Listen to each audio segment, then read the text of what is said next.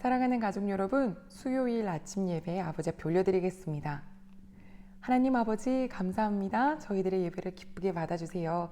예수님의 이름으로 기도드립니다. 아멘.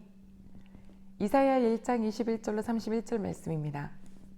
신실하던 성읍이 어찌하여 창기가 되었는고 정의가 거기에 충만하였고 공의가 그 가운데 거하였더니 이제는 살인자들 뿐이로다. 내 은은 찌꺼기가 되었고 내 포도주에는 물이 섞였도다. 내 고관들은 패역하여 도둑과 짝하며 다 뇌물을 사랑하며 예물을 구하며 고아를 위하여 신원하지 아니하며 과부의 송사를 수리하지 아니하는도다. 그러므로 주 만군의 여호와 이스라엘의 전능자가 말씀하시되 슬프다. 내가 장차 내 대적에게 보응하여 내 마음을 편하게 하겠고 내 원수에게 보복하리라. 내가 또 내 손을 내게 돌려 내 찌꺼기를 잿물로 씻듯이 녹여 청결하게 하며 내 홈잔물을 다 제하여 버리고 내가 네 재판관들을 처음과 같이 내 모사들을 본래와 같이 회복할 것이라. 그리한 후에야 내가 의의 성읍이라 신실한 고을이라 불리리라 하셨나니 시온은 정의로 구속함을 받고 그 돌아온 자들은 공의로 구속함을 받으리라. 그러나 패악한 자와 죄인은 함께 패망하고 여호와를 버린 자도 멸망할 것이라. 너희가 기뻐하던 상수리 나무로 말미암아 너희가 부끄러움을 당할 것이요 너희가 택한 동산으로 말미암아 수치를 당할 것이며 너희는 잎사귀 마른 상수리 나무 같을 것이요 물 없는 동산 같으리니 강한 자는 사모라기 같고 그의 행위는 불티 같아서 함께 탈 것이나 끌 사람이 없으리라. 아멘. 사랑하는 가족 여러분, 하나님께서 성읍을 바라보시면서 한탄하십니다. 너희들 신실했다. 하지만 지금은 창기 같다. 너희들은 정의와 정직이 공의가 가득했다. 하지만 지금은 살인자들로 가득하다. 왜요? 그들의 행동이 뇌물을 사랑하고 도둑과 짝하고 그래서 오히려 과부와 그 고아들, 힘이 전혀 없는 자들의 송사는 돌아보지도 않는구나. 너희들의 사회가 지금 이러하다라고 이사야 말씀을 주십니다. 가족 여러분, 신실함은요, 참되고 정직한 관계입니다. 이 신실은 하나님의 성품이십니다. 하나님의 성품을 고스란히 가지고 정직함과 공의로움으로 사람들을 대할 때 그 모습을 하나님의 자녀라고 볼 수 있죠. 어떤 선생님이 그러시더라고요. 교직 생활을 오래 하시다 보니까 어느 정도 아이를 만나면 그 아이의 아버지가 어떠한지 이렇게 약간 그림자처럼 보인대요. 우리를 봤을 때 하나님 아버지가 이런 분이구나 라고 보일 수 있는 그런 사람이 되어야죠. 누가 그랬나요? 다윗입니다. 다윗은 그의 삶이 공의로움과 정의로움으로 백성을 다스렸다 했습니다. 다윗은 하나님을 정말 사랑했고 하나님을 사랑하니 하나님을 바라보는 만큼 하나님의 성품이 그 안에 있었어요. 그리고 하나님의 방식으로 아버지의 백성들을 다스리니까 어떻게 하나님께서 안 도와주시겠어요? 어떻게 보호하지 않으시겠어요? 가족 여러분, 하나님께서요 나중에 열왕기 상하를 계속 보면 어떤 왕에게는 다윗의 길로 행했다. 어떤 왕에게는 다윗의 길로 행하지 아니하고 계속 이렇게 말이 나오거든요. 이거는 무엇이냐면 그 다윗이 하나님을 신실함으로 정직함으로 공의로움으로 하나님을 사랑하고 백성들을 대했기 때문에 그것이 기준이 된 것이에요.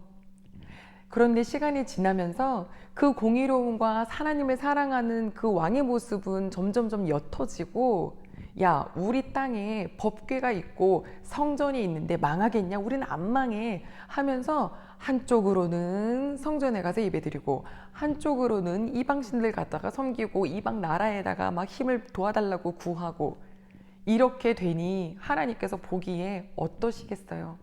하나님을 온전히 사랑하지 않는데 약한 자들에 대한 마음이 진심이 나오겠나요? 안 나오죠. 그러니 결국 이 모든 상황에, 이 어려워진 상황의 이유는 그 뿌리는 신실하지 못함입니다. 우리의 마음속에 혼잣물이 가득해 있나요? 내 마음속에 정직과 신실함을 사모하나요? 오늘부터 우리들의 삶 속에 하나님의 성품이신 신실함이, 정직함이, 참됨이 우리 안에 가득하길 원합니다. 사람들은요 약간 허세도 부리고 싶어 하고 좀 힘 있는 곳에 나도 조금 발을 한번 디밀어 보고 싶어 하고 하지만 성경 말씀을 쭉 보면요 가장 약할 때 가장 큰 은혜를 입어요. 가장 약해 보이는데 그래서 하나님밖에 없잖아요. 매 순간 아버지를 부를 수밖에 없는 거예요. 사람을 만나는 관계이든 일을 하는 상황이든 어떤 어려움에 봉착할 것 같은 그런 약간 위태로운 상황이든 아버지, 아버지, 아버지. 그리고 매 순간 하나님 대할 때 신실하게 하게 해주세요. 정직함으로 나아가게 해주세요. 이렇게 할 때요, 하나님이 지켜주시니까 그 가장 약할 때 가장 강하게 되고 가장 어려울 때 또 가장 풍성하게 되는 이 은혜를 경험하게 되더라고요. 오늘도 하나님 말씀하세요. 너희가 그렇게 너무너무 못됐지만 나는 나의 손을 다시 펼칠 거다. 나는 나의 눈을 다시 너희에게 돌릴 거다. 너희들의 그 혼잡스러운 이 마음을 깨끗하게 제거할 거다. 라고 하시면서 회복을 선포해 주십니다. 이게 우리 아버지세요. 오늘도 어제의 내 모습이 진짜 보기 싫었어도 오늘 하나님 아버지 앞에 아버지 나를 고쳐주세요 라고 하신다면 내 모습에 있는 찌꺼기는 제하여 주시고 자꾸자꾸 순결하게 진실하게 신실하게 만들어 가시겠다고 회복을 약속해 주신 우리 하나님 아버지. 오늘 우리 귀한 가족 여러분, 이 신실하신 하나님의 성품이 나에게 있기를 더더욱 사모하게 되는 이 하루가 되기를 소망합니다. 매 순간 오늘 무엇이든지 대할 때마다 그 순간 하나님 신실케 해주세요. 정직하게 해주세요. 아버지의 성품이 그대로 담기게 해주세요. 라고 기도할 때마다 그 회복이 더더욱 정말 임할 줄로 믿습니다. 오늘 마지막 절에 뭐라 그러셨나요? 너희가 의지하는 상수리 나무. 요거 다 여기 밑에서 우상 숭배했거든요. 그거 너희가 의지했던 거 다 물 없는 곳 같이 될 것이고 너희들이 의지하는 곳은 불탈 텐데 그거를 끌 수 있는 사람도 없을 것이다. 그러니까 즉 지금 니네 뭐 보냐? 하나님 외에 의지하는 거 다 정말 후 하고 불어버리면 그냥 사라져버리는 안개와 같은 것이다. 여호와를 의지하라.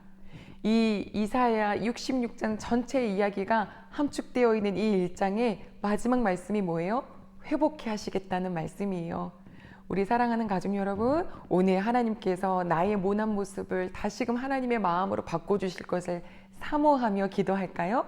우리 그렇다면 우리 마음속엔 즐거움도 넘칠 겁니다. 하나님을 사랑하는 것만큼 내 이웃을 향한 나의 모습도 점점 바뀌어지는 모습이 보일 겁니다. 성령의 열매지요. 기대합니다. 기도하겠습니다. 하나님 아버지 감사합니다. 너 그렇게 예뻤던 신실했던 모습이 왜 지금 이렇게 추한 모습으로 가 있느냐 라고 하시며 한탄하시지만 결국엔 내가 너희를 회복할 거다 라고 선포해 주신 아버지의 사랑에 감사합니다. 하나님, 저희들 진짜 부족해요. 그런데 이 가장 약함이 하나님 앞에 다시 올려드릴 때 가장 강함을 누릴 수 있는 날이 오니 오늘 기도하고 예배드린 모든 식구들이 이 회복을 경험하고 아버지 마음, 우리들의 모습이 점점점 아버지의 모습으로 바뀌어가는 그 은혜 누리도록 도와주세요. 감사합니다. 예수님의 이름으로 기도드립니다. 아멘.